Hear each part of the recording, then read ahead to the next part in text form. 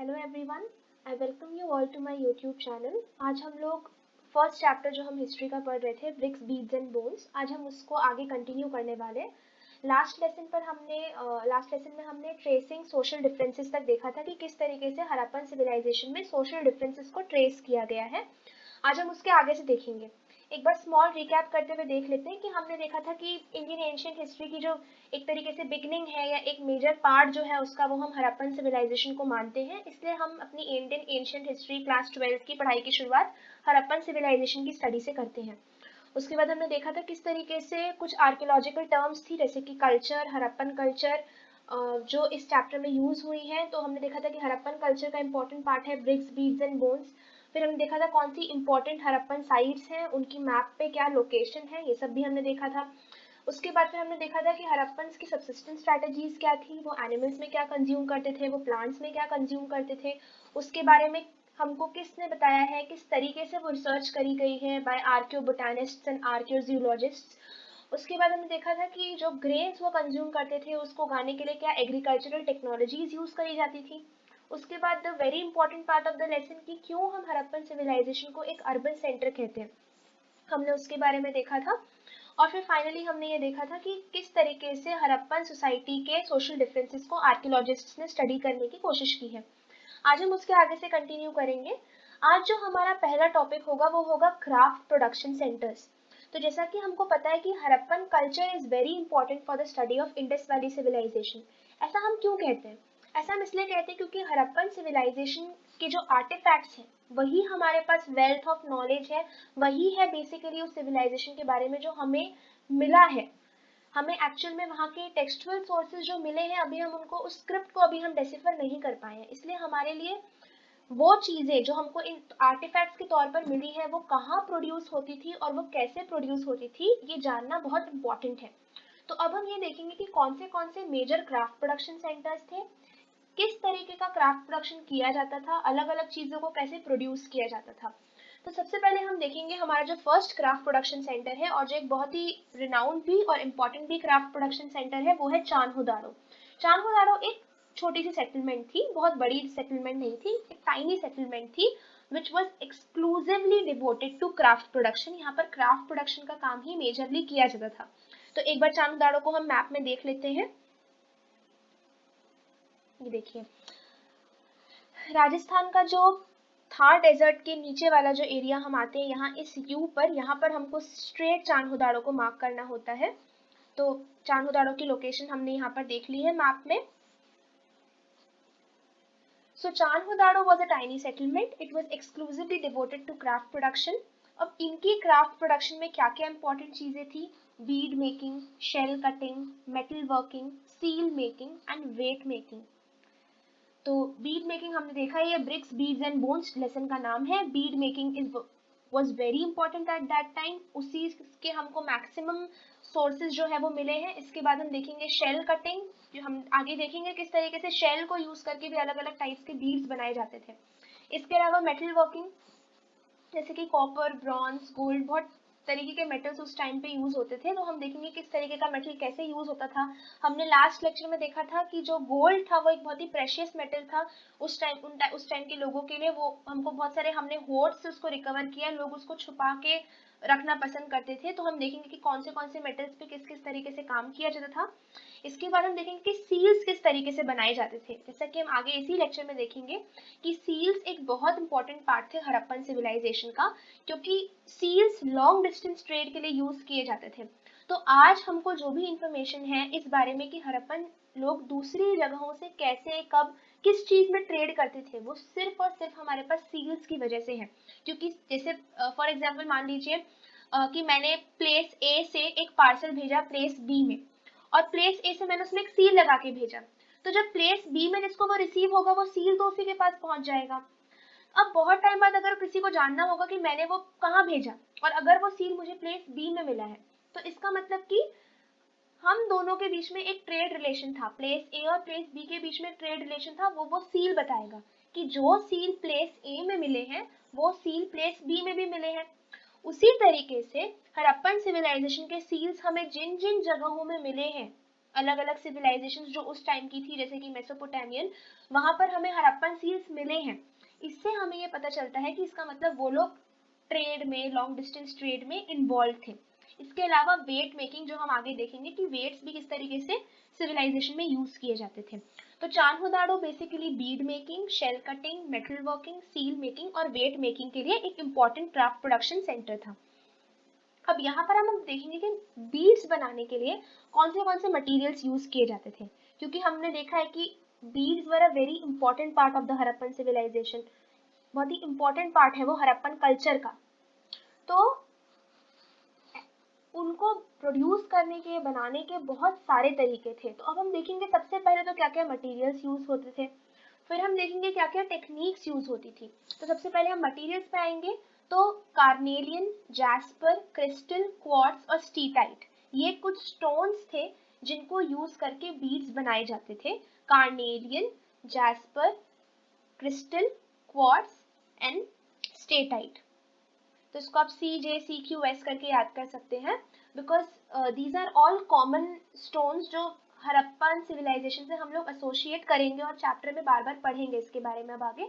तो carnelian, jasper, crystal, quartz and steatite, ये 5 important stones थे जो हमको याद रखने हैं बीड मेकिंग के बारे में। जब हम लिखेंगे या जब हम बताएंगे तो ये 5 स्टोन्स है जो हमको याद रखने हैं। इसमें से जैस्पर के बारे में हम ने पहले पढ़ा था लास्ट लेक्चर में, जब हमने बरियल्स की स्टडी करी तब हमने देखा था कि एक मेल स्केलेटन के पास हमें जैस्पर से बना हुआ एक ऑर्नामेंट मिला था। नेक्स्ट हम देखेंगे क्या मेटल्स यूज होते थे। तो प्रीडोमिनेंटली 3 मेटल्स यूज होते थे, कॉपर, ब्रॉन्ज और गोल्ड।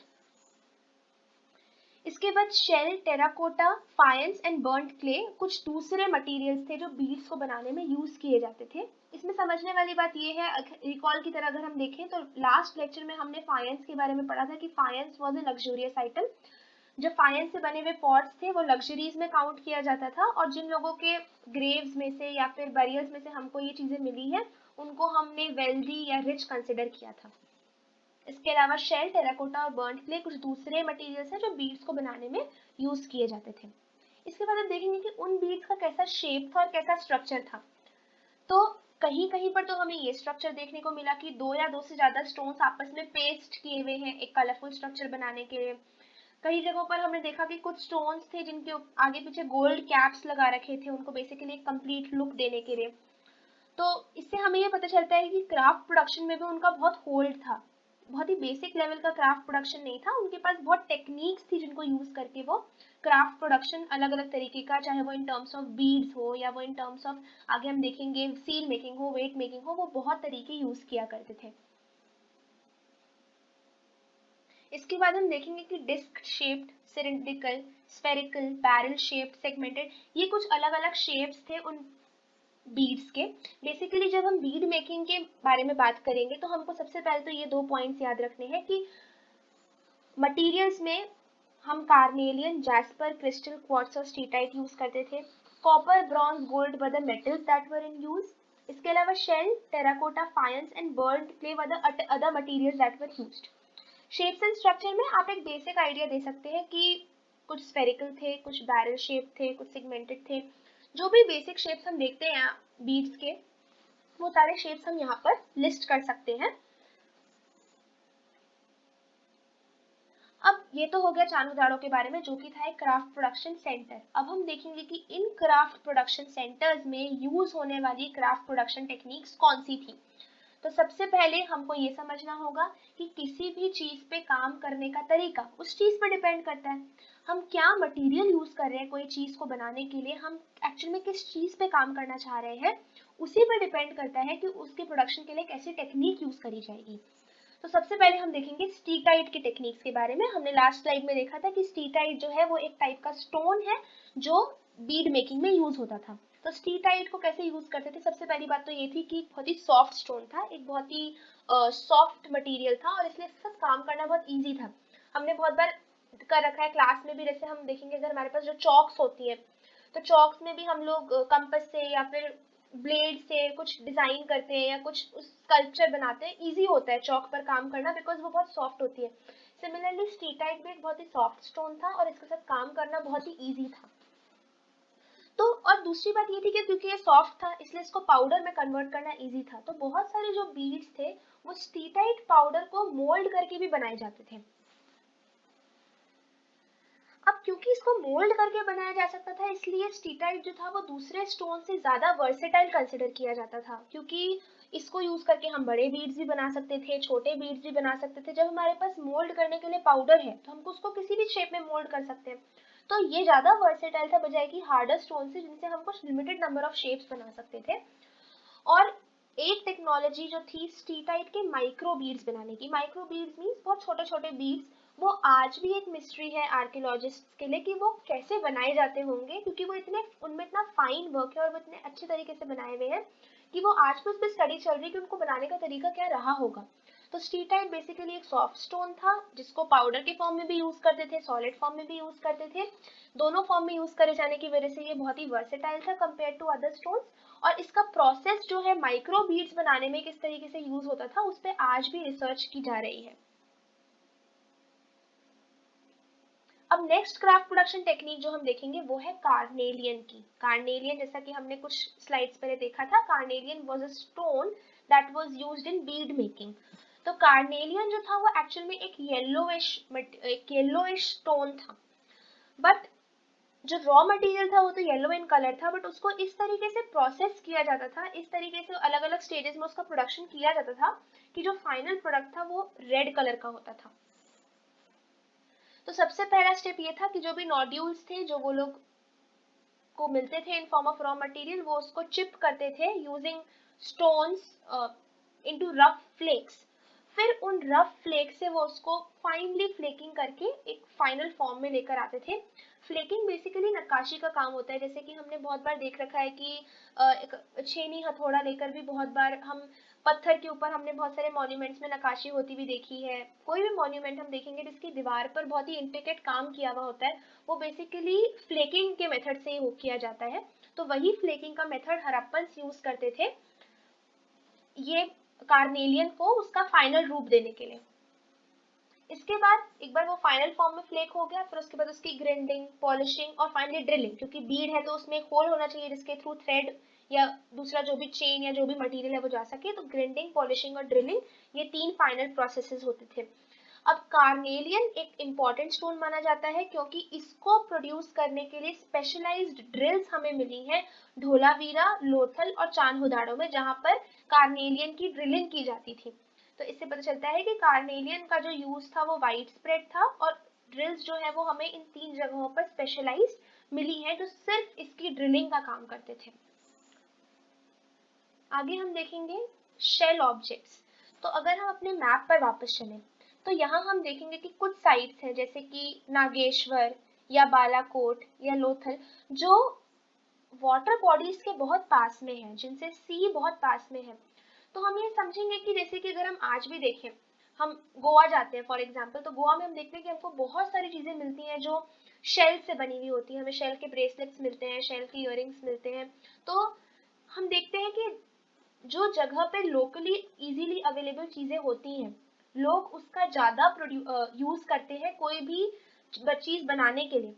तो क्योंकि गोवा सी कोस्ट के पास है इसीलिए Goa is known for its shell objects and shell related things.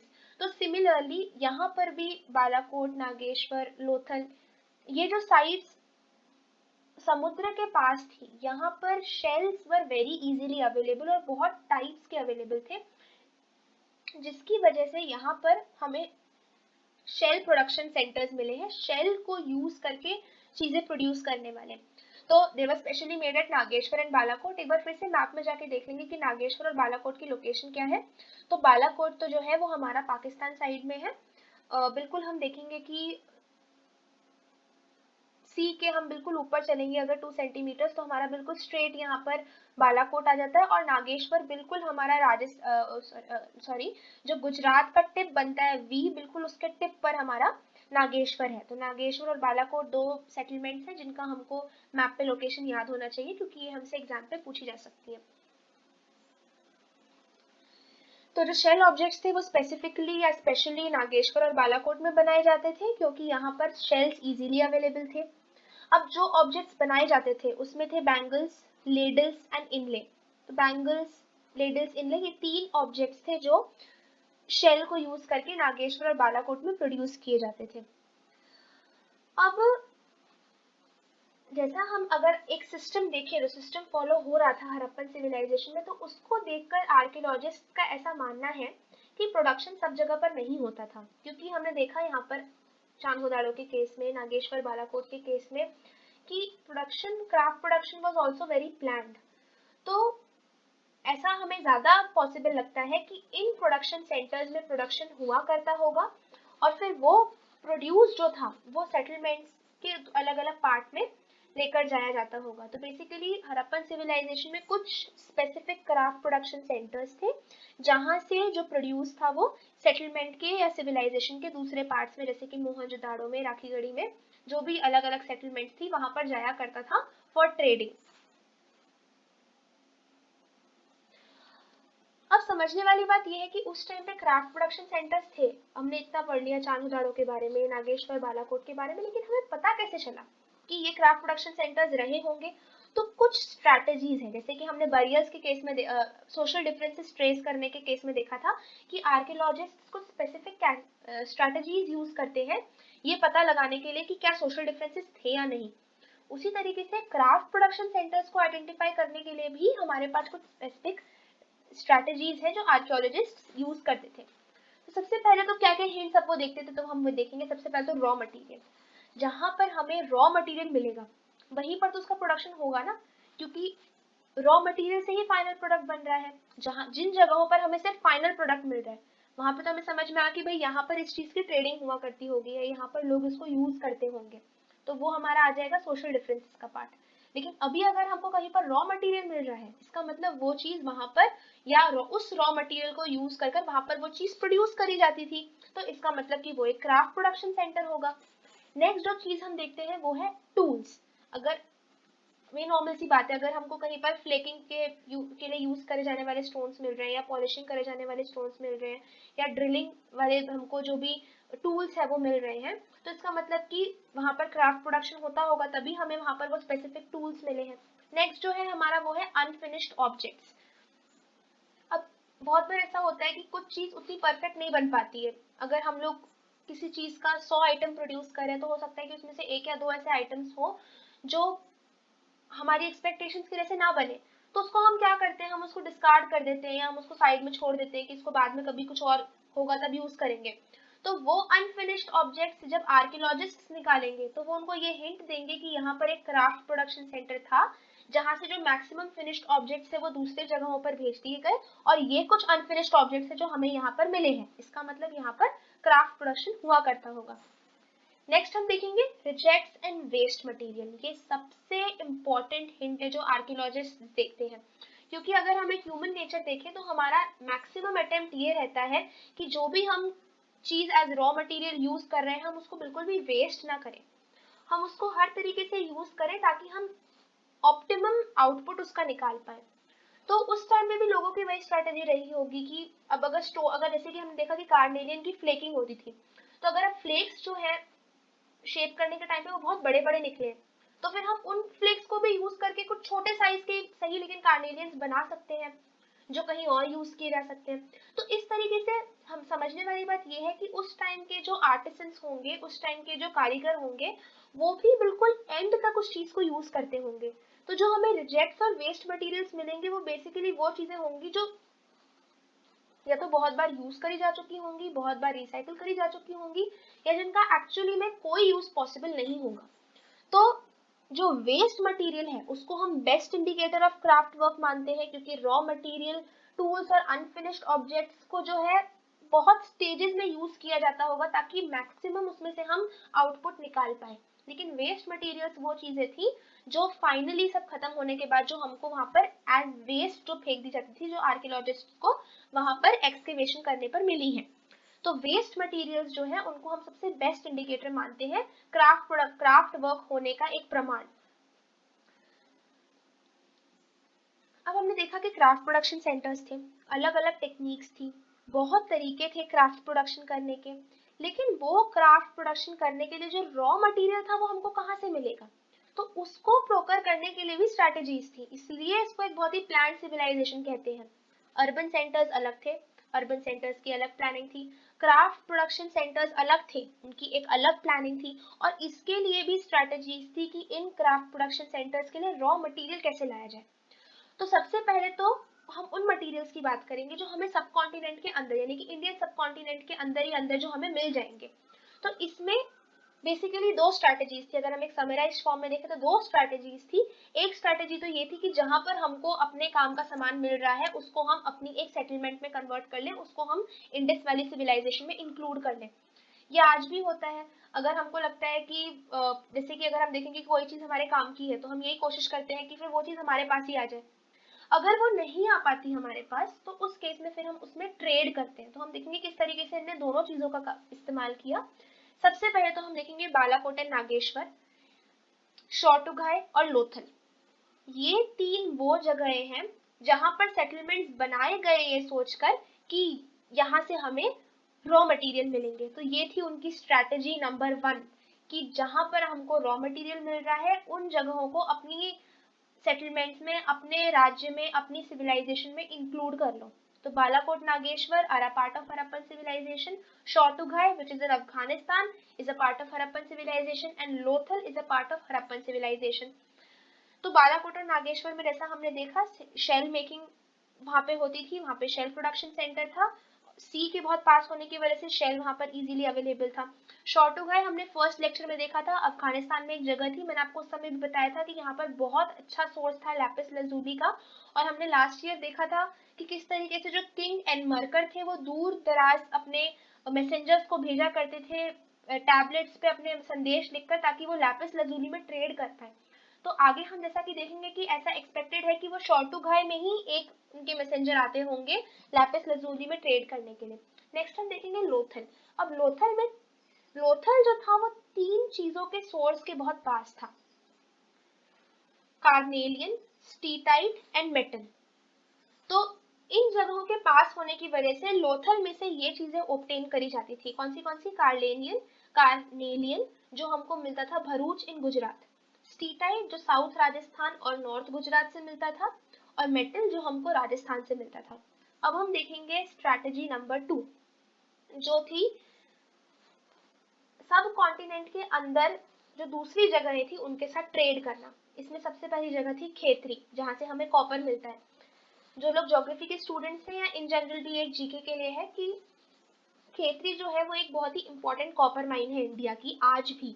तो उस टाइम पे भी खेतरी में बहुत अच्छे कॉपर डिपॉजिट्स अवेलेबल थे, और वहां पर जो थी हड़प्पन सिविलाइजेशन की ट्रेडिंग की जाती थी फॉर कॉपर। इसके अलावा साउथ इंडिया से हमें गोल्ड आया करता था। अगेन ये भी हमको पता है कि कर्नाटका में बहुत ही फेमस गोल्ड माइंस है, तो वही वो जो गोल्ड माइंस है वहीं से जो था गोल्ड वो आया करता था हड़प्पन सिविलाइजेशन में कुछ चीजों के एक्सचेंज में। तो जैसा कि हमने देखा कि कुछ चीजें यहाँ पर अवेलेबल हैं हड़प्पन सिविलाइजेशन में जो खेतरी और साउथ इंडिया में नहीं रही होंगी, तो उस केस में फिर हम ऐसा मानते हैं कि उन लोगों ने इस चीज के लिए ट्रेड किया होगा। तो ये थी उनकी स्ट्रैटेजी नंबर 2। अब ये हमने कैसे डिड्यूस किया? जैसे मैंने आपको प्लेस ए और बी का एग्जांपल दिया था कि हमको सील्स अगर प्लेस ए के प्लेस बी में मिले हैं, इसका मतलब कि प्लेस बी और प्लेस ए के बीच में ट्रेडिंग रिलेशंस थे। सिमिलरली हमको कैसे पता चला कि ये लोग खेतरी और साउथ इंडिया से डील करते थे फॉर कॉपर एंड गोल्ड? इसी को देखकर कि साउथ इंडियन जो जगह हैं या जो खेतरी रीजन है वहां पर हमें बहुत सारे स्टीटाइट से बने हुए माइक्रो बीड्स मिले हैं जो एक्चुअल में हड़प्पन कल्चर का पार्ट है। तो ऑब्वियसली अगर हड़प्पन कल्चर की कोई चीज हमको इन एरियाज में मिल रही है तो इसका मतलब कि वो हड़प्पन से डील करते होंगे, गोल्ड और कॉपर को एक्सचेंज करते होंगे for various Harappan artefacts such as steatite micro beads which have been found in these areas. अब नेक्स्ट हम देखेंगे उन चीजों के बारे में जो हमको सब कॉन्टिनेंट या हड़प्पन सिविलाइजेशन या इंडियन सब कॉन्टिनेंट के बाहर से आया करती थी। तो उसमें हम देखेंगे सबसे पहले हड़प्पन पीपल का कांटेक्ट मगन, मेलुहा और दिलमन के साथ। अब ये तीन नाम क्या है? ये तीन नाम आज जो हम कंट्रीज जानते हैं उनके हिस्टोरिकल नेम्स हैं जो हमको पता लगे हैं, आर्कियोलॉजिस्ट को पता लगे हैं, जिनके बारे में हम देखेंगे। ये हमें बताएंगे कि हड़प्पन्स का डिस्टेंट लैंड्स के साथ क्या कांटेक्ट था। सबसे पहले हम देखेंगे ओमान के बारे में। ओमान हमको पता है कि अरेबियन पेनिनसुला में एक कंट्री है, तो इसका जो एंशियंट नेम है जो हमें मेसोपोटामियन टेक्स्ट्स में मिला है वो है मगन। तो ओमान जो है उसका एंशियंट नाम था मगन। अब एंशियंट नेम हमको जो भी मिले हैं वो सब हमको मेसोपोटामियन टेक्स्ट से मिले, क्योंकि जाहिर सी बात है कि अगर हम मेसोपोटामियन स्क्रिप्ट को ही डिसिफर कर पाए हैं और अगर हमको पता है कि इन सब के बीच में एक कनेक्शन था, तो मेसोपोटामिया एक ऐसी जगह है जहाँ से हमें रिटन मटेरियल मिला है और जिसके रिटन मटेरियल पर हम रिलाई करते हैं हड़प्पन के बारे में जानने के लिए भी, क्योंकि हमको ऐसा पता चला है कि हड़प्पन और मेसोपोटामियन पीपल ट्रेड किया करते थे। अब अगेन ये समझने वाली बात है कि कैसे हमें पता चला कि ओमान, हड़प्पन और मेसोपोटामियन पीपल के बीच में ट्रेड होती थी। तो अगेन प्लेस ए और प्लेस बी वाला एग्जांपल हम याद करेंगे। जो ओमानी कॉपर था, जो हड़प्पन कॉपर आर्टिफैक्ट्स थे और जो मेसोपोटामियन कॉपर था, तीनों में हमें निकल के ट्रेसेस मिले हैं। निकल के ट्रेसेस मिलने की वजह से हमें ये पता चलता है कि तीनों जगहों पे जो कॉपर इस्तेमाल होता था उसका एक कॉमन ओरिजिन का प्लेस रहा होगा, इसीलिए हम ये मानते हैं कि ये तीनों जो थे वो कॉपर में ट्रेड किया करते थे। नेक्स्ट हम ये देखेंगे कि हमें हड़प्पन जार मिला है ओमान की बहुत सारी साइट से। तो हड़प्पन जार जो था उसकी एक स्पेसिफिक कैरेक्टरिस्टिक थी कि वो एक बहुत ही thick layer of black clay से कोटेड, उस पर एक ब्लैक कलर की क्ले की बहुत ही थिक लेयर होती थी, जिसकी वजह से इसमें से लिक्विड्स का पर्कोलेशन पॉसिबल नहीं था। इसमें किसी भी, जैसे कि हम देखते हैं ना कि अगर हम कोई भी लिक्विड चीज लेके जाते हैं, फॉर एग्जांपल तेल हो गया या कोई शरबत हो गया, ऐसी कोई भी चीज हो गई, तो हम अगर जैसे हम कभी बाहर जाते हैं और हम पैकिंग करते हैं तो हम बहुत ध्यान रखते हैं कि ये चीज लीक नहीं करनी चाहिए। तो वैसे उस टाइम पे भी लोगों को ध्यान रहता होगा कि अगर हम कोई चीज में ट्रेड कर रहे हैं और कोई चीज अगर आधी पहुंचने तक में लीक हो जा रही है तो फिर जो ट्रेड कर रहा है उसका नुकसान होगा। तो इसलिए एक ऐसा हड़प्पन जार था जो बहुत ही थिक लेयर ऑफ, एक बहुत ही थिक लेयर थी ब्लैक क्ले की जिससे वो कोट किया जाता था, ताकि किसी भी तरीके का लिक्विड अगर अंदर सब्सटेंस हो तो उसका पर्कोलेशन बाहर ना हो पाए, वो लीक ना कर पाए बाहर। तो ऐसे बहुत सारे हड़प्पन जार हमें ओमान से मिले हैं, जिससे हमारा ऐसा मानना है कि इन दोनों के बीच में लॉन्ग डिस्टेंस ट्रेड रही होगी। हड़प्पन जार के अंदर की जो चीजें थी, जो अंदर का कंटेंट था, वो एक्सचेंज किया जाता होगा फॉर ओमानी कॉपर।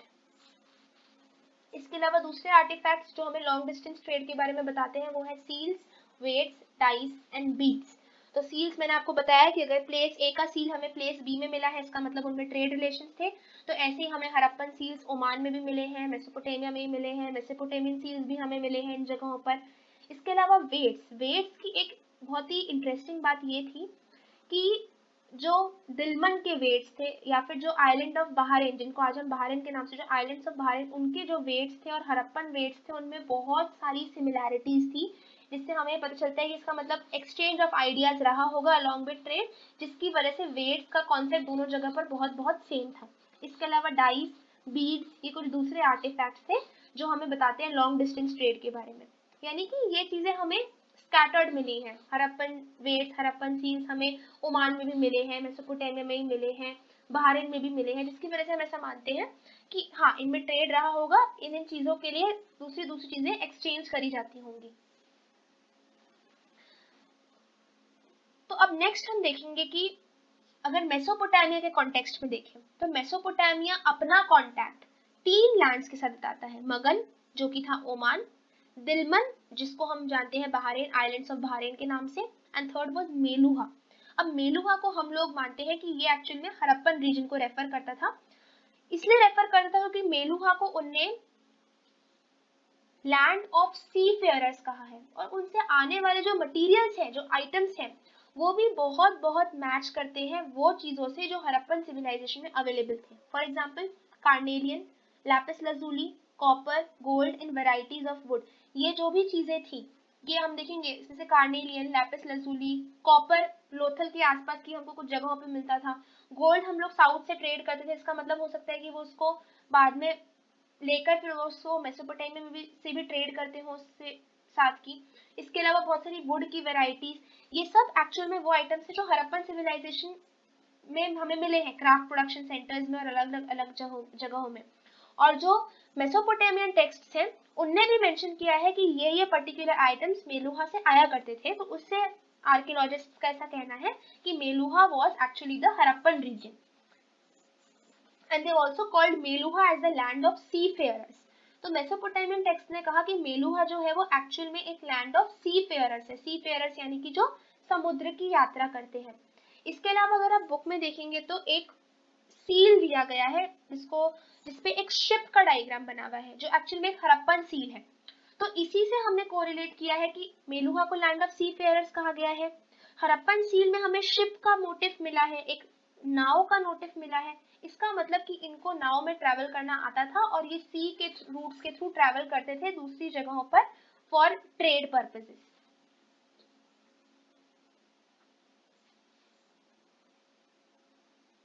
अब नेक्स्ट हम देखेंगे हड़प्पन सील्स एंड सीलिंग्स।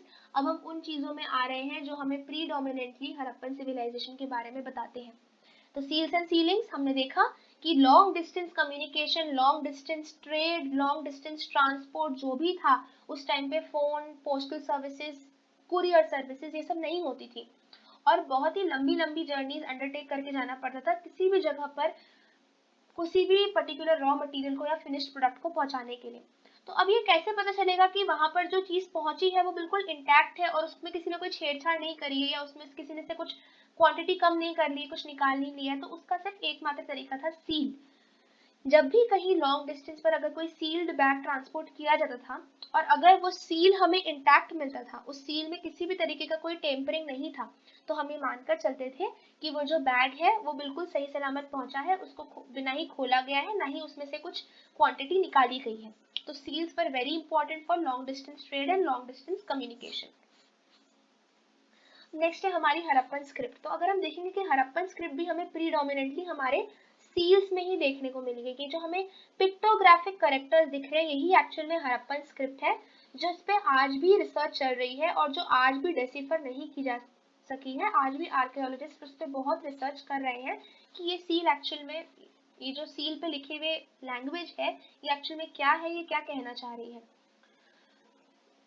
तो सबसे पहले तो हम ये देखेंगे कि एक एनिग्मेटिक स्क्रिप्ट थी। एनिग्मेटिक का बेसिकली मतलब होता है कोई ऐसी चीज जिसको समझना मुश्किल हो या जो बहुत ही रहस्यमय हो, जो बहुत ही मिस्टीरियस हो। तो जो हड़प्पन स्क्रिप्ट है वो इस समय आर्कियोलॉजिस्ट्स के लिए एक एनिग्मेटिक स्क्रिप्ट है क्योंकि वो बहुत ही मिस्टीरियस स्क्रिप्ट है। अभी तक वो क्या कहना चाहती है, क्या लिखा जाता था, उसके बारे में हमारे पास कोई इन्फॉर्मेशन अभी तक नहीं निकल कर आ पाई है। नेक्स्ट हम देखेंगे कि जो हड़प्पन सील्स थे उनमें जनरली एक लाइन ऑफ राइटिंग होती थी जिसमें हम ऐसा मानते हैं कि जो नेम था ओनर का और जो ऑक्यूपेशन था ओनर का, ओनर यानी कि जो सील मिला है उसके ओनर का नेम और ऑक्यूपेशन उस सील में लिखा जाता था एक लाइन में। इसके अलावा वहां पर एक मोटिव भी था, जैसा कि हम देखेंगे कि यहाँ पर हमारे पास ऊपर तो एक हमको स्क्रिप्ट लिखी हुई दिख रही है और नीचे एक मोटिव बना हुआ है। तो ये जो मोटिव है इसमें से आर्कियोलॉजिस्ट का मानना है कि वो लोग जो पढ़ नहीं पाते थे वो जनरली हो सकता है कि उनको ये मोटिव देखकर एक इंडिकेशन मिलता हो कि सील एक्शन में क्या रिप्रेजेंट कर रहा है। जो लॉन्गेस्ट इंस्क्रिप्शन है उसमें हमें 26 साइंस मिले हैं। इसके अलावा हम देखेंगे कि जो स्क्रिप्ट थी वो पिक्टोग्राफिक थी, वो पिक्चर्स को यूज करके लिखी जाती थी और उसमें 275 से 400 के बीच में अल्फाबेट्स थे। स्क्रिप्ट जो है वो राइट टू लेफ्ट लिखी जाती थी। अब इसका रीजन हम अपने डायग्राम को देखकर समझेंगे। फॉर एग्जाम्पल अगर हम इस वाले को देखें तो हम देखेंगे कि ये जो जगह है इनिशियली यहाँ पर वर्ड्स के बीच में स्पेसिंग ज्यादा है, बट जैसे जैसे हम एंड पर आ गए हैं वैसे वैसे हमारे पास जो है स्पेसिंग वो बहुत ज़्यादा रिस्ट्रिक्ट होती जा रही है। यहाँ पर अच्छे समझ में आएगा कि यहाँ पर अगर हम देखेंगे कि जो स्पेसिंग है वो अच्छी खासी और यहाँ पर आकर देखिए तीनों अक्षर बिल्कुल साथ में जुड़े हुए। कहने का मतलब क्या है, जब हम राइट टू लेफ्ट लिखेंगे तो इनिशियली तो हम बहुत अच्छे से फैला फैलाकर सुंदर सुंदर लिखने की कोशिश करेंगे, बट जैसे जैसे हम एंड पर पहुंचेंगे हमें समझ में आया कि हमारी लाइन खत्म होने वाली है तो फिर हम बहुत पास पास पास पास लिखने की कोशिश करेंगे। तो इसी चीज को देखते हुए आर्कियोलॉजिस्ट ने ऐसा समझा है कि इसका मतलब कि जो स्क्रिप्ट थी वो राइट टू लेफ्ट लिखी जाती थी। तो इससे हमें समझ सकते हैं कि जो आर्कियोलॉजी है या जो हिस्ट्री है वो एक्चुअली में बहुत बहुत ह्यूमन साइकोलॉजी से रिलेटेड है। अब ये आज भी हमारे साथ बहुत बार होता है कि अगर हमारी नोटबुक में एक ही लाइन बची होती है तो हम पहले तो बहुत आराम आराम सुंदर सुंदर लिखते हैं, फिर जब हम रियलाइज करते हैं कि अरे अब जगह खत्म हो गई, जगह बची नहीं है, तो हम फिर बहुत छोटा छोटा और बहुत पास पास लिखना शुरू कर देते हैं। तो वही सेम साइकोलॉजी, वही सेम कॉन्सेप्ट को यूज करके उन्होंने ये समझाया है कि जो स्क्रिप्ट थी वो राइट टू लेफ्ट लिखी जाती थी। और ये स्क्रिप्ट जो है वो बहुत सारे ऑब्जेक्ट्स पे, जैसे कि सील्स, कॉपर टूल्स, जार के rims, copper, terracotta tablets, jewellery, bone rods, और इवन हमें एक साइन बोर्ड भी मिला है। तो साइन बोर्ड से अगेन आर्कियोलॉजिस्ट इस पे रिसर्च कर रहे हैं on the literacy in the Harappan civilisation, क्योंकि अगर कहीं पर साइन बोर्ड बना हुआ है इसका मतलब कि वो स्क्रिप्ट सब लोगों को समझ में आती होगी, तभी लोग उसको देख के कुछ समझ पाएंगे, उस साइन बोर्ड को देखकर कुछ समझ पाएंगे। तो अभी इससे भी रिसर्च चल रही है कि वहाँ के लोग कितने लिटरेट थे, उनको क्या वो लैंग्वेज समझ में आती थी, और किस तरीके से लिटरेसी का वहाँ पे स्प्रेड था। नेक्स्ट हम देखेंगे हड़प्पन वेट्स के बारे में। तो वेट्स में हम देखेंगे कि बहुत ही प्रिसाइज वेट्स थे, एक्सचेंज को रेगुलेट करने के लिए, चीजों के आदान प्रदान के लिए बहुत ही एक अच्छा तरीका था ये। जो वेट्स थे वो एक स्टोन से बनाए जाते थे जिसका नाम था चर्ट। अब स्टोन्स में हमको दो इंपॉर्टेंट नाम याद रखने हैं। सबसे पहले हमने थोड़ी देर पहले देखा सील्स एंड सीलिंग्स। जो सील्स एंड सीलिंग्स थे वो बनाए जाते थे स्टीटाइट को यूज करके, जैसा कि हमने फर्स्ट लेक्चर में चैप्टर की बिगनिंग में देखा था।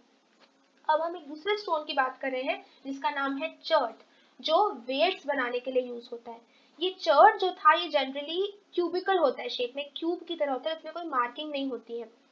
बस एक जो वेट्स प्रोड्यूस करता है वो एक हिसाब से प्रोड्यूस करता है कि ये इतने वेट को डिनोट करेगा, ये इतने वेट को डिनोट करेगा, उसमें आज सच कोई मार्किंग नहीं होती है। इसके बाद हमें देखेंगे कि दो तरीके के सिस्टम्स फॉलो होते थे, binary system and decimal system. जो लोअर डिनोमिनेशंस के वेट्स थे, यानी कि छोटी मोटी चीजों को खरीदने के लिए यूज होंगे, जैसे कि ज्वेलरी और बीड्स, वहां पर बाइनरी सिस्टम का यूज किया जाएगा, बाइनरी सिस्टम ऑफ वेट्स का यूज किया जाएगा। और जब हम लोग देखेंगे कोई बड़ा डिनोमिनेशन, कोई हमें चीज बहुत ज्यादा क्वांटिटी में लेनी है, जैसे कि फूड हो गया, तो उस केस में हम ज्यादा डिनोमिनेशन के वेट्स यूज करते थे जो डेसिमल सिस्टम को फॉलो करते थे। इसके अलावा हमें मेटल के स्केल पैन्स भी मिले हैं, जो जिसको हम तराजू कहते हैं। तो ये तराजू भी हमें बहुत सारी जगहों से मिला है, जिसकी वजह से हमें ऐसा पता चलता है कि वेट्स का बहुत ही तरीके से और बहुत ही अच्छे तरीके से बहुत ही इंपॉर्टेंट यूज माना जाता था सिविलाइजेशन में for regulating exchanges, and it was a very precise system. अब हम एक लास्ट चीज के बारे में देखेंगे which is related directly to the civilisation, कि वहाँ की एंशिएंट अथॉरिटी क्या थी। अब हम अगर सोचें तो इतनी ज़्यादा प्लानिंग के लिए या इतने ज़्यादा डेवलप्ड होने के लिए कि सिटाडेल भी अलग हो, लोअर टाउन भी अलग हो। अब सिटाडेल एक प्लेटफॉर्म भी था, तो जैसा कि मैंने आपको बताया था कि पहले प्लान करना पड़ेगा कि उसके ऊपर क्या बनेगा, क्योंकि प्लेटफॉर्म के ऊपर स्पेस लिमिटेड होगी, तो हम वहाँ पे अपनी मर्जी से बहुत सारी चीज़ें नहीं बना सकते। इसका मतलब वहाँ पे भी जब इतनी प्लानिंग प्रोसेस में है, तो इसका मतलब कि कोई तो ऐसा चाहिए जो उस प्लानिंग को कंडक्ट करता हो और जो एक सोल्यूशन पे पहुंचता हो। क्योंकि अगर हर इंसान अपना एक राय देता है तो फिर हम एक फ्रूटफुल सोल्यूशन तक नहीं पहुंच पाते, हम एक फ्रूटफुल फाइनल रिजल्ट तक नहीं पहुंच पाते कि हाँ हम फाइनली ये करेंगे जिसमें सबकी आइडियोलॉजीज इंक्लूडेड हो। तो एक एंशिएंट अथॉरिटी का, या एक हम ऐसे भी देखेंगे जैसे कि अगर हमारे क्लास में क्लास मॉनिटर होता है, तो हमको जो भी एक रिक्वायरमेंट होती है वो हम अपने क्लास मॉनिटर को बताते हैं कि हमें ये स्पेसिफिक सीट चाहिए, या हमें ये स्पेसिफिक बेंच चाहिए, या हमें ये स्पेसिफिक रिक्वेस्ट है टीचर से। तो क्लास मॉनिटर पहले वो सबकी बात सुनता है और फिर उसके बाद वो सबके इंटरेस्ट को देखते हुए टीचर को वो कन्वे करता है। बेसिकली वो एक लीडर का काम करता है। तो एक लीडर की जरूरत ऐसी हर जगह पर होती है जहाँ पर बहुत सारे लोग हैं और जहाँ पर हमें प्लानिंग की जरूरत है। तो वैसे ही हड़प्पन सिविलाइजेशन को देखते हुए भी ऐसा मान जाता है कि वहाँ पे कुछ तो एंशिएंट अथॉरिटी रही होगी, लेकिन इस पर बहुत डाइवर्स व्यूज हैं, जैसा कि हम अभी देखेंगे। तो अब क्या क्या कॉम्प्लेक्स डिसीजंस थे जो हमने देखा कि हड़प्पन सोसाइटी में लिए जाते थे, जैसे कि हड़प्पन आर्टिफैक्ट्स की यूनिफॉर्मिटी, जो सील्स थे, जो वेट्स थे, जो ब्रिक्स थी, ब्रिक्स का स्टैंडर्डाइज्ड रेशियो होना, वेट्स के सिर्फ दो सिस्टम होना कि ये बाइनरी सिस्टम है, ये डेसिमल सिस्टम है, सारे वेट्स सिर्फ चर्ट से बने हुए होना, पॉटरी में सेम स्टाइल होना, सील्स में सेम स्टाइल होना। इसका मतलब क्या है कि ये सब एक सिंगल सेंटर पे नहीं प्रोड्यूस करे जाते होंगे, इनका प्रोडक्शन तो बहुत सारे अलग अलग सेंटर्स पे था, जैसे कि हमने क्राफ्ट प्रोडक्शन सेंटर्स देखे, लेकिन इन सब में एक यूनिफॉर्मिटी थी। इसका मतलब कि एक ऑर्डर दिया जाता था कि ब्रिक्स ऐसे ही बनेंगी या वेट्स ऐसे ही बनेंगे, एक डिसीजन हुआ था कि ये पर्टिकुलर चीज इसी तरीके से बनेगी। इसी वजह से चाहे वो अलग अलग सेटलमेंट्स में बन रही हो, लेकिन जो फाइनल आउटपुट था वो पूरी सिविलाइजेशन का सेम था। जैसे कि हम अगर हमारी आज की करेंसी देखें, तो भले उस करेंसी का प्रोडक्शन कुछ दो तीन जगहों पर या तीन चार जगहों पर हो रहा हो, लेकिन जब हम फाइनली देखेंगे तो पूरे कंट्री की एक ही करेंसी होती है।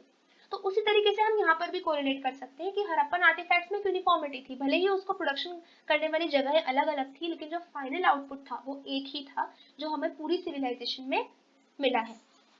दूसरा हम देखेंगे कि जो सेटलमेंट्स थी वो अलग अलग लोकेशन में अलग अलग रीजन से करी जाती थी। फॉर एग्जाम्पल हमारे क्राफ्ट प्रोडक्शन सेंटर्स के जो हमें रॉ मटेरियल्स चाहिए थे, जैसे कि नागेश्वरन, बालाकोट, लोथल, ये वो जगह थी जो रॉ मटेरियल्स के बहुत पास थी। तो हमने देखा था कि ये उनकी स्ट्रैटेजी थी कि यहाँ पर अगर सेटलमेंट हमारी होगी तो यहाँ से हमें रॉ मटेरियल मिल जाएगा। ये स्ट्रैटेजी बनाने के लिए भी हमें एक लीडर चाहिए। अगर सब लोग अपनी मर्जी से स्ट्रैटेजीज बनाएंगे तो फिर हम एक इंटरनल वॉर में लगे रहेंगे और जो हमको रिजल्ट चाहिए, जो हमको रॉ मटेरियल चाहिए, वो हमको नहीं मिल पाएगा। नेक्स्ट हम देखेंगे कि ब्रिक्स बनाने के लिए या इतने बड़े बड़े सिटिजन जैसे प्लेटफॉर्म्स बनाने के लिए, फिर उसके ऊपर इतना बड़ा एक ग्रेट बार बनाने के लिए या ग्रेनरी बनाने के लिए, ये सारे मैसिव काम करने के लिए हमें एक बहुत बड़ा लेवल पर लेबर फोर्स चाहिए। तो वो लेबर फोर्स मोबिलाइज करने के लिए भी हमें एक लीडर चाहिए, क्योंकि कोई भी एक इंडिविजुअल अगर वो लीडर नहीं था और अगर लोग उसकी बात नहीं सुनते थे तो इतने बड़े लेवल पर लेबर मोबिलाइज करना वॉज वेरी डिफिकल्ट। तो अब हम देखेंगे कि पैलेसेस और किंग्स को लेकर आर्कियोलॉजिस्ट का क्या व्यू है, कि वहां पर वो किस चीज को पैलेस कंसिडर करते हैं, या किंग्स के बारे में उनका क्या कहना है कि किंग्स थे या किंग्स नहीं थे, या क्या स्ट्रक्चर था गवर्नमेंट का। तो कोई स्पेसिफिक आंसर नहीं है, क्योंकि हमको ऐसा कोई आर्कियोलॉजिकल एविडेंस नहीं मिला है इसके बारे में। लेकिन मोहनजोदाड़ो में हमें एक बहुत बड़ी बिल्डिंग मिली है जिसको आर्कियोलॉजिस्ट ने पैलेस कहा है कि हाँ ये पैलेस रहा होगा, लेकिन वो भी बहुत कन्विंसिंग नहीं है, वो सिर्फ एक बहुत बड़ी बिल्डिंग है इसलिए उसको पैलेस टर्म कर दिया गया है। इसके अलावा एक स्टोन स्टैच्यू मिला है जिसको उन्होंने कहा है प्रीस्ट किंग। तो हम यहाँ पर अगर देखेंगे तो ये जो स्टोन स्टैच्यू है, इसको, ये हमारी बुक से एक पिक्चर है, इसको नाम दिया गया है प्रीस्ट किंग का। अब क्योंकि एक बहुत ही नोबल इसका फेस दिखाया गया है, बहुत ही एक स्टैंडर्डाइज्ड पोस्चर है, तो उसको देखकर हम ऐसा मानते हैं कि ये प्रीस्ट किंग रहा होगा। अब ये प्रीस्ट किंग का जो रेफरेंस है ये हमको पता है, हमने लास्ट ईयर जब writing and city life Mesopotamian civilisation के बारे में पढ़ा था तो वहाँ पे हमने देखा था कि जो प्रीस्ट किंग्स थे, जो किंग्स थे, वो वॉरफेयर का भी काम करते थे, एनेक्सेशन का भी काम करते थे, और जो भी रिचुअल्स थे, रिलीजियस रिचुअल्स, उनका भी काम करते थे। तो उनको वहाँ पे प्रीस्ट किंग कहा जाता था। तो क्योंकि आइडियाज का आदान प्रदान था मेसोपोटामिया और हड़प्पा के बीच में, तो हम ऐसा मानते हैं कि मे बी जो वहाँ के प्रीस्ट किंग का आइडिया था वो यहाँ पर भी रहा हो, लेकिन इस पर भी हमारे पास कोई वैलिड एक सबूत नहीं है। दूसरा, हमें एज सच उनकी रिलीजियस प्रैक्टिसेस के बारे में बहुत ज़्यादा नहीं पता है। हम चैप्टर के एंड में देखेंगे कि रिलीजियस प्रैक्टिसेस भी जो हमने ट्रेस की है हड़प्पन्स की, वो ऐसी चीज़ों से हैं जो हमारे लिए अनफेमिलियर है।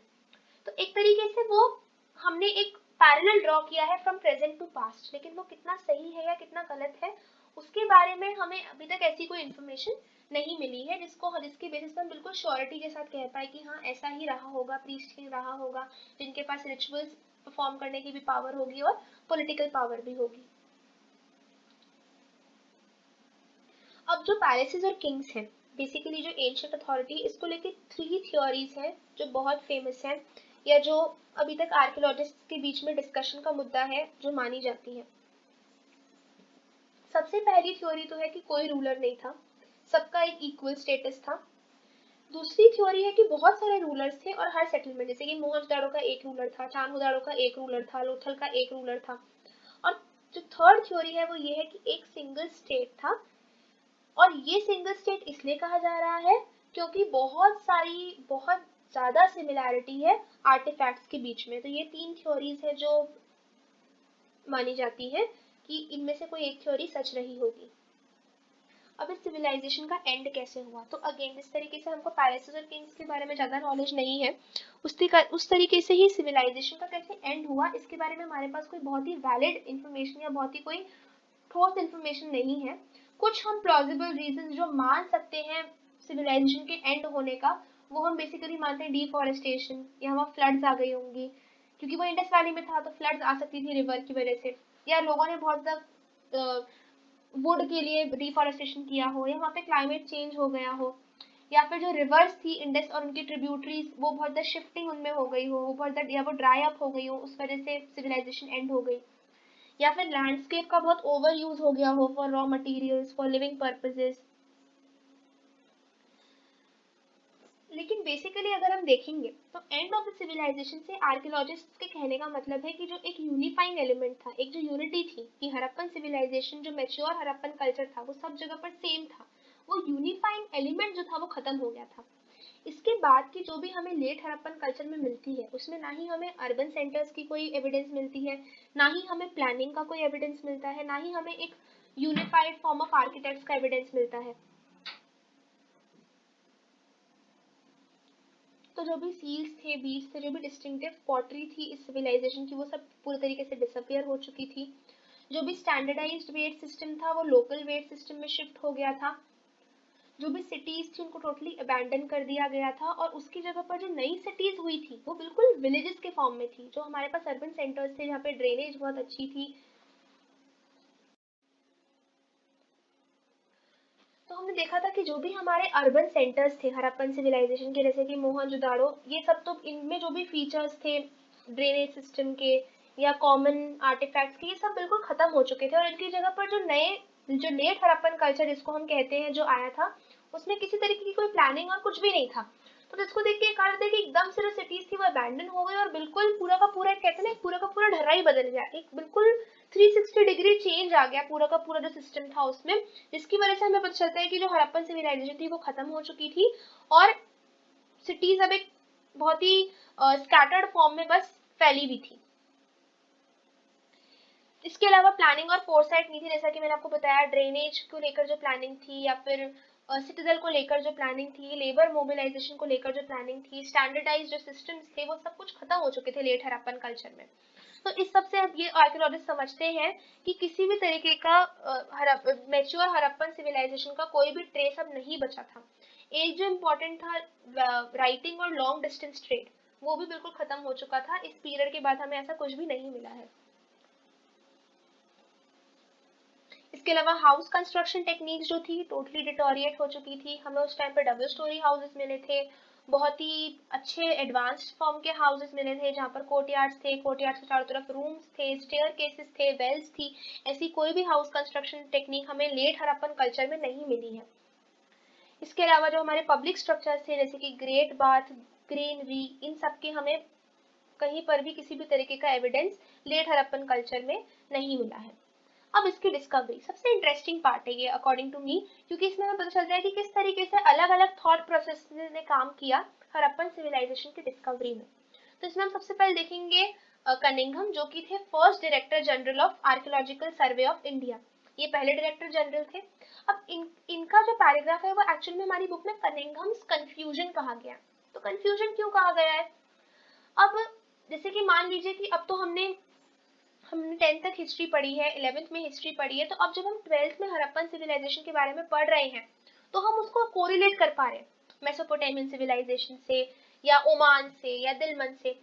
लेकिन अब सोचिए कि अगर इन सब चीजों के बारे में हमें कोई नॉलेज नहीं होती और हमें सीधे कहा जाता कि एक ऐसी सिविलाइजेशन थी जहाँ पर ये था, तो 6th 7th 8th में तो हमने 6th में हमने जब पढ़ा था एंशिएंट हिस्ट्री के बारे में, तो हमने सिर्फ जो गंगा वैली सिटीज थी और उन सब के बारे में पढ़ा था। हड़प्पन सिविलाइजेशन के बारे में हमने बहुत ही बेसिक्स पढ़े थे। तो हमको प्रॉब्लम आएगी ये समझने में कि गंगा वैली सिटीज से जो इतने टाइम बाद इमर्ज हुई उसको हम कैसे लिंक करें हड़प्पन सिविलाइजेशन से, राइट? तो कनिंघम का भी सेम कंफ्यूजन था। तो हम देखेंगे कि कनिंघम जो था वो रिटन वर्ड को ज्यादा इंपॉर्टेंस देता था, उसको वो आर्टिफैक्ट्स पर इतना रिलाई नहीं करता था, उसको लिखी हुई जो चीजें मिलती थी वो उसके लिए बहुत इंपॉर्टेंट थी। और उसका जो मेन इंटरेस्ट था वो था in the early historic period which was from 6th century BCE to 4th century CE। तो अर्ली हिस्टोरिक पीरियड में बेसिकली हमारी जो आती है वो गंगा वैली के आसपास जो बची हुई सिटीज है, गंगा वैली के आसपास जो बसी हुई सिटीज है वो आती है अर्ली हिस्टोरिक पीरियड में। तो ये 6th सेंचुरी BCE से 4th सेंचुरी CE ये कनिंघम का मेजर पीरियड था, जो उसकी स्टडी का पीरियड था। इस टाइम पे हमें रिटन एविडेंस मिलती है, जैसा कि हम आगे देखेंगे, in the form of Vedas, in the form of epics such as Mahabharat and Ramayan, in the form of Manusmritis, Dharmashastras, Dharmasutras, हमें बहुत फॉर्म में रिटन एविडेंस मिलती है अर्ली हिस्टोरिक पीरियड की। लेकिन हड़प्पन पीरियड की ऐसा कोई रिटन एविडेंसेस थे नहीं। नेक्स्ट ये था कि ये जो चाइनीज बुद्धिस्ट पिलग्रिम्स जो आए थे सब कॉन्टिनेंट में, ये जो अकाउंट छोड़ के गए थे, जैसे कि फाक्सियान, जुअनजांग, ये सारे जो भी अकाउंट छोड़ के गए थे, ये सब यूज करता था कनिंघम फॉर हिज इन्वेस्टिगेशन। फिर इनके साथ साथ जब वो एक्सकैवेशन करता था, उसके एक्सकैवेशन के दौरान जो भी उसको इंस्क्रिप्शंस मिलती थी उनको वो डॉक्यूमेंट करता था और ट्रांसलेट करता था, and he correlated it to the accounts which were left by Chinese Buddhist pilgrims। तो बेसिकली एक रिटन चीजों को लेकर उसके मन में ज्यादा विश्वास था कि हाँ ये जो चीजें लिखी गई हैं ये बिल्कुल सही होंगी, ये बिल्कुल ये ज्यादा वैलिड होंगी। तो आर्टिफैक्ट्स भी जो वो वैल्यू करता था वो सिर्फ वो थे जो उसके इस टाइम फ्रेम में बैठे, या वो जिनके बारे में उसको कोई रिटन एविडेंस पहले मिला हो। तो जब उससे रिलेटेड उसको कोई आर्टिफैक्ट मिलता तो उसको लगता था कि हाँ इसकी एक वैल्यू है, इसकी कल्चरल वैल्यू है, क्योंकि इस आर्टिफैक्ट के बारे में मैंने इस इंस्क्रिप्शन में या इस मैन्युस्क्रिप्ट में पढ़ा है। लेकिन अब जब हड़प्पन सील्स उसके पास आए और उसने उसको ट्राई किया इस इन्वेस्टिगेशन के फ्रेमवर्क में पुट करने का, तो वो उसको कहीं पर भी पुट नहीं कर पाया, क्योंकि किसी भी तरीके के अगर हम अकाउंट्स देख लें, ट्रैवल लॉग्स देख लें, क्योंकि ये तो बहुत बाद में आई थी, ये सिटीज तो हम देखेंगे बहुत हजारों साल के बाद में आई थी, तो इनकी जो सिग्निफिकेंस थी वो कनिंघम उनको लेकर बहुत कंफ्यूज था, क्योंकि कोई रिटन वर्ड इनके लिए अवेलेबल नहीं था, और इसीलिए वो अनसक्सेसफुल रहा इनकी सिग्निफिकेंस को समझने में। अब जो हमारे सेकंड डायरेक्टर जनरल आए एएसआई के, वो थे जॉन मार्शल। अब जॉन मार्शल जो थे वो एक प्रोफेशनल आर्कियोलॉजिस्ट थे जिनने इंडिया में काम किया था। इससे पहले वो ग्रीस और क्रेट में काम करके आ चुके थे, और उनने अपना ये पूरा एक्सपीरियंस यूज किया इंडिया में काम करने के लिए, और इसीलिए उनका जो टेन्योर है डायरेक्टर जनरल के तौर पर वो बहुत ही बड़े, बहुत ही लैंडमार्क चेंजेस लेकर आया in the field of Indian archaeology. उसी में से एक था the discovery of Harappan civilisation. इसकी शुरुआत ऐसे हुई कि दो आर्कियोलॉजिस्ट थे, दयाराम साहनी एंड राखलदास बनर्जी, जो दो अलग अलग साइट्स पर काम कर रहे थे। तो इनने कुछ सील्स डिस्कवर किए अपने एक्सकेवेशन के दौरान, जो अर्ली हिस्टोरिक लेवल्स यानी कि 6th सेंचुरी बीसीई से पुराने लेयर्स से थे। अब लेयर्स क्या होती है हम हमें थोड़ा आगे देखेंगे।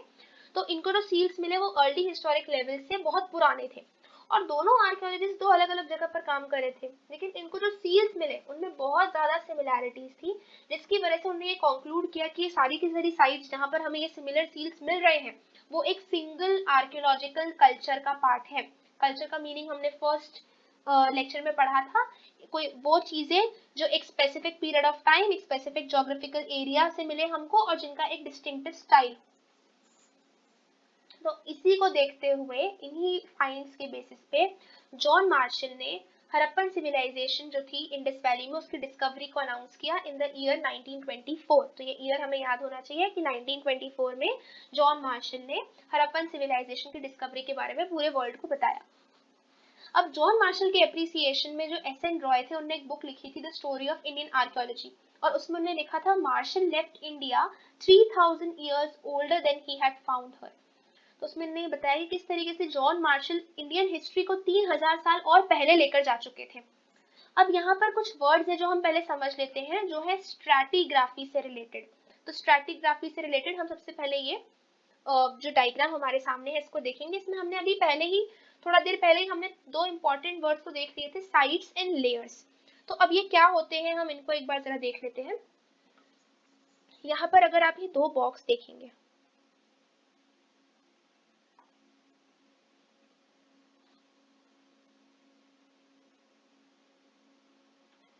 ये जो दो बॉक्सेस हैं ये दो हॉरिजॉन्टल स्ट्रक्चर्स हैं। ये जो हॉरिजॉन्टल स्ट्रक्चर्स हैं इनको हम कहते हैं माउंड। अब ये जो माउंट्स होते हैं इसमें जो हमको सबसे पहले तो ये माउंट्स हमें जहां पर मिलते हैं उस जगह को हम कहते हैं साइट। वो जगह जहां पर हमें आर्टिफैक्ट्स ऑफ आर्कियोलॉजिकल सिग्निफिकेंस मिलते हैं, जहां पर हमें कुछ पर्टिकुलर कल्चर मिलता है, उस जगह को हम कहते हैं साइट। ये हॉरिजॉन्टल ब्लॉक्स जो मैंने आपको भी दिखाए, ये हॉरिजॉन्टल ब्लॉक्स जिनके अलोंग खोदा जाता है, इनको खोदा जाता है ये देखने के लिए कि इनके अंदर से क्या हमें एविडेंसेस और फाइंड्स मिलते हैं, इसको हम कहते हैं माउंड। ये दोनों अलग अलग माउंड्स हैं, और इसमें जो आप ये लेयर्स देख पा रहे हैं, ये जो हमको डिफरेंट डिफरेंट इसमें लेयर्स दिख रही हैं, ये जो हम इसमें अलग अलग सारी लेयर्स देख पा रहे हैं, ये सब इन सब को हम कहते हैं लेयर्स।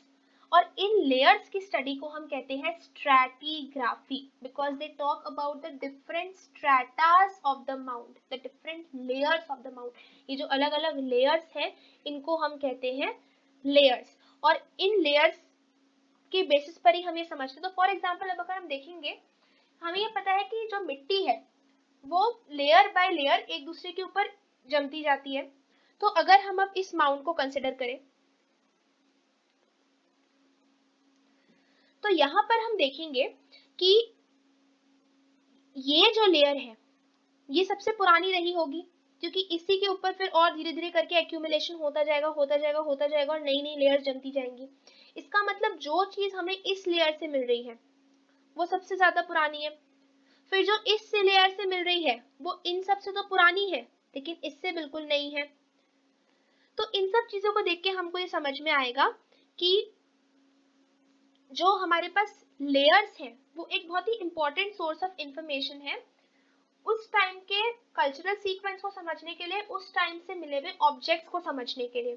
तो वैसा ही कुछ हम यहाँ पर देखेंगे अभी हड़प्पा के केस में।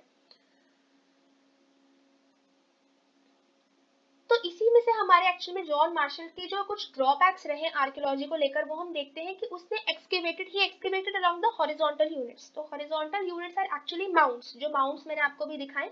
तो उसने हॉरिजॉन्टल यूनिट्स के अलोंग एक्सकेवेट किया, लेकिन उसने स्ट्रैटिग्राफी को इग्नोर कर दिया। अब स्ट्रैटिग्राफी को इग्नोर करने से क्या होगा ये हम यहाँ पर देखते हैं।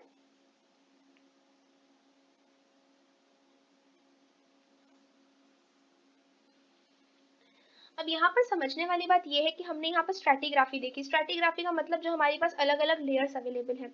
सो फॉर एग्जांपल अगर हम पर्टिकुलर लेयर को देखें, अगर हम इस लेयर को देखें तो हम देखेंगे कि ये लेयर एक सीध में नहीं चल रही है। ये जो हिस्ट्री का पीरियड है, ये जो पार्ट है, ये जो पर्टिकुलर पार्ट है ये अलग है और ये जो पर्टिकुलर पार्ट है ये अलग है। कहने का मतलब है कि जो हमारी स्ट्रैटिग्राफिक लेयर्स चल रही हैं they are not uniform and they are not exactly horizontal like this.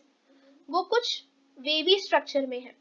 तो वेवी स्ट्रक्चर में होने के कारण से क्या होगा, कहीं कहीं पे तो मिलने वाली जो चीजें होंगी वो उस पर्टिकुलर पीरियड की होंगी, लेकिन कहीं कहीं पर जो मिलने वाली चीजें होंगी वो उससे नई भी हो सकती हैं और उससे पुरानी भी हो सकती है। तो इस लेकिन मार्शल ने क्या किया, इन सारी की सारी लेयर्स को उसने इस स्ट्रैटिग्राफी को इग्नोर कर दिया। उसने सिर्फ ये कहा कि अगर ये मेरा पर्टिकुलर माउंड है तो इस माउंड के अंदर मिलने वाला एक लेवल पे, तो उसने माना कि अगर इस लेवल पे मुझे जो भी मिल रहा है वो सब मेरा हड़प्पन सिविलाइजेशन से रिलेटेड आर्टिफैक्ट होगा। बट इसमें अगर हम देखें तो ये लेयर भी आ रही है जो एक डिफरेंट हिस्टोरिकल टाइम को बिलोंग करती है और ये लेयर भी आ रही है जो एक डिफरेंट हिस्टोरिकल टाइम को बिलोंग करती है। तो इससे हमें ये समझ में आता है कि स्ट्रैटिग्राफी को इग्नोर करने की वजह से हम बहुत सारे जो एविडेंसेस होते हैं, जो बहुत सारी चीजें होती हैं उनको हम मिस कर देते हैं। तो यही ड्रॉबैक रहा जॉन मार्शल के साथ कि उनने जो आर्कियोलॉजी करी उसमें उनने माउंट्स को इंपॉर्टेंस दी लेकिन स्ट्रैटिग्राफी को इग्नोर कर दिया।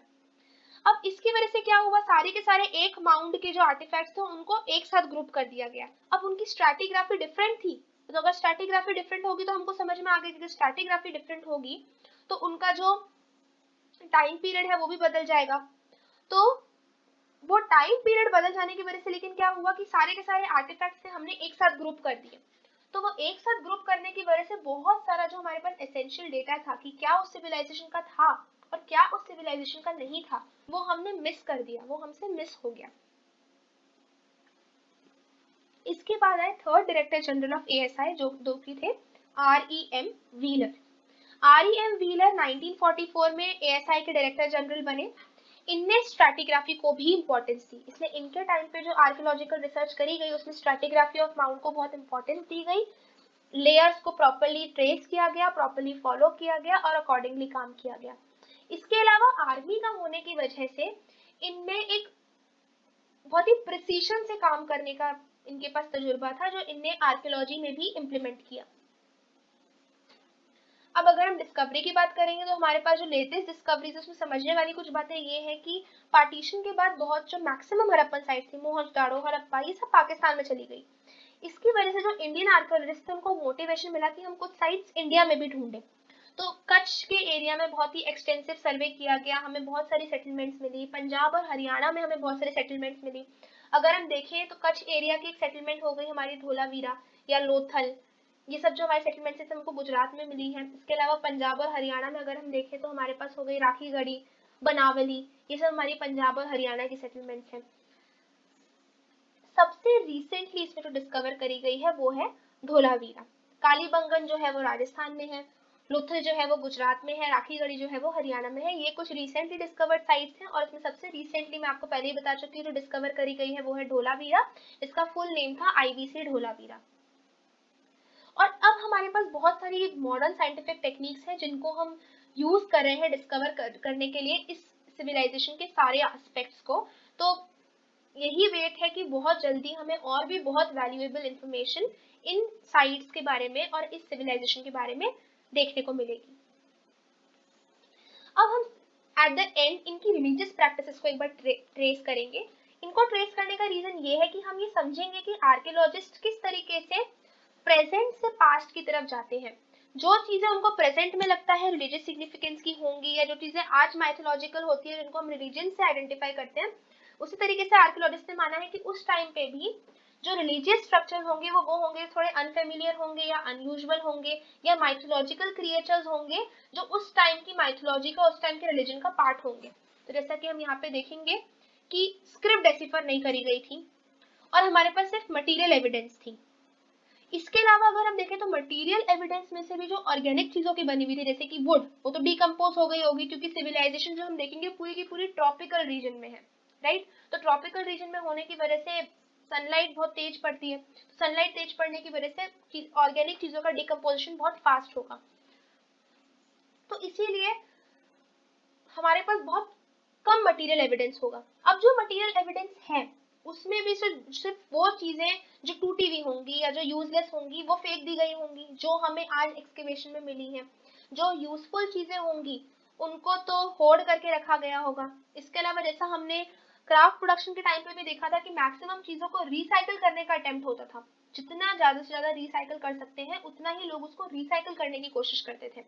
तो इस सब को कंसिडर करते हुए हम ऐसा मानते हैं कि जो वैल्यूएबल आर्टिफैक्ट्स हैं वो या तो कभी कभार जब हम हमारे हाथ कोई होड़ लगती है, किसी इंसान ने कुछ बहुत सारा एक जगह पर इकट्ठा कर रख रखा हो तो हमें वो मिल जाती होंगी, वरना वो हमेशा हमेशा के लिए जो इतिहास है उसमें घूम जाती है और हमको कभी भी नहीं मिलती है। तो ये कुछ पॉइंट्स है समझने के लिए कि क्यों हमको कुछ स्ट्रैटेजीज यूज करनी पड़ती है उस टाइम को समझने के लिए, क्योंकि हमारे पास प्रॉपर और वैलिड एविडेंसेस कई कई जगहों पर अवेलेबल नहीं होता है। तो जैसा कि हम रिलीजियस प्रैक्टिसेस अब देखेंगे सिविलाइजेशन की कि कोई भी ऑब्जेक्ट जिसकी सिग्निफिकेंस अनयूजुअल थी उसको हम रिलीजियस प्रैक्टिसेस का पार्ट मान लेते थे। For example mother goddess, she was a heavily jewelled terracotta figurine. अगर हम यहाँ पर देखें तो ये जो थी ये हमारी मदर गॉडेस थी। अब इसमें हम देखेंगे कि इनका एक बहुत बड़ा सा हेड ड्रेस है, बहुत ही हेवीली ये जूल्ड है, बहुत सारे नेकलेसेस पहन रखे हैं। तो इसको देखकर ऐसा मानते हैं क्योंकि इनको इतना ब्यूटीफुली डेकोरेट किया गया है, इसका मतलब उस टाइम पे मदर गॉडेस, इनको एक मदर और गॉडेस का वो दिया जाता होगा और इनको पूजा जाता होगा। तो जो प्रीस्ट किंग थे उनका एक स्टैंडर्डाइज्ड पोस्चर था, एक हाथ उनका नी पर था, जैसा कि हमने प्रीस्ट किंग का फिगर पहले देखा भी था अपने कुछ पार्ट पहले लेक्चर में। इसके अलावा ग्रेट बाथ और फायर ऑल्टर्स जो हमको मिले हैं लोथल और कालीबंगन में, उनको भी हम रिलीजियस सिग्निफिकेंस का मानते हैं कि जो ग्रेट बाथ रहा होगा वहां पर कुछ स्पेशल रिलीजियस बाथ किए जाते होंगे। जो फायर ऑल्टर्स बेसिकली हवन कुंड होते हैं, तो यहाँ पर कुछ हवन परफॉर्म करे जाते होंगे, कुछ रिचुअल परफॉर्म करे जाते होंगे। इसके अलावा हमें जो हड़प्पन सील्स है उसमें बहुत सारे प्लांट मोटिव्स के डिपिक्शन मिले हैं, जिससे हम ऐसा मानते हैं कि इस टाइम पे जो प्लांट और नेचर वर्शिप है वो सबसे ज्यादा करी जाती होगी। इसके अलावा एक माइथोलॉजिकल क्रिएचर है यूनिकॉर्न, जो कि एक वन हॉर्न क्रिएचर होता है, हमने बहुत सारे कार्टून्स में भी देख रखा है। तो यूनिकॉर्न हमें बना हुआ मिला है बहुत सारे सील्स में, हड़प्पन सील्स में, जिससे आर्कियोलॉजिस्ट ऐसा मानते हैं कि ये जो यूनिकॉर्न था ये भी कनेक्टेड था along with the Harappan religious practices. इसके अलावा हमें एक प्रोटो शिवा सीन मिला है ना। Proto means what? Proto means pre, कुछ एक्चुअली होने से पहले। तो शिव का जो एक्चुअल में एग्जिस्टेंस है वो हमको मिलता है पुराणिक हिंदुइज्म के बाद, पुराणिक पीरियड के बाद। तो प्रोटो शिवा हम इसको इसलिए कहते हैं कि शिव का पुराणों में डिपिक्शन होने से पहले एक हमको उनका इनिशियल फॉर्म ही मिला है इन द फॉर्म ऑफ प्रोटोशिवा सील। तो प्रोटोशिवा seal was basically a cross legged फिगराइन of a human who was surrounded by animals. तो ये जो हम देख रहे हैं ये एक प्रोटोशिवा सील है जिसमें एक ह्यूमन बीइंग है जो एक ध्यान मुद्रा में बैठा हुआ है और इसके चारों तरफ बहुत सारे एनिमल्स सराउंड कर रहे हैं। इसकी वजह से हम ऐसा मानते हैं कि ये प्रोटोशिवा सील रहा होगा। इसके अलावा हमें कुछ कोनिकल स्टोन ऑब्जेक्ट्स मिले हैं जिनको आर्कियोलॉजिस्ट ने लिंगास कहा है, जिनको हम शिव का फॉर्म मानते हैं और जिनकी पूजा करी जाती होगी। So that's all for this lesson. I hope आपको ये एक्सप्लेनेशन समझ में आया। अगर कोई पर्टिकुलर टॉपिक है जिसमें आपको डिफिकल्टी लग रही है या आपको लग रहा है कि अच्छे से एक्सप्लेन नहीं हुआ या समझ में नहीं आया है तो वो आप मुझे कमेंट करके बता सकते हैं, मैं उसमें एक नया वीडियो बना दूंगी। Now I'll come with the next lesson of history soon. Till then, keep learning. Bye bye.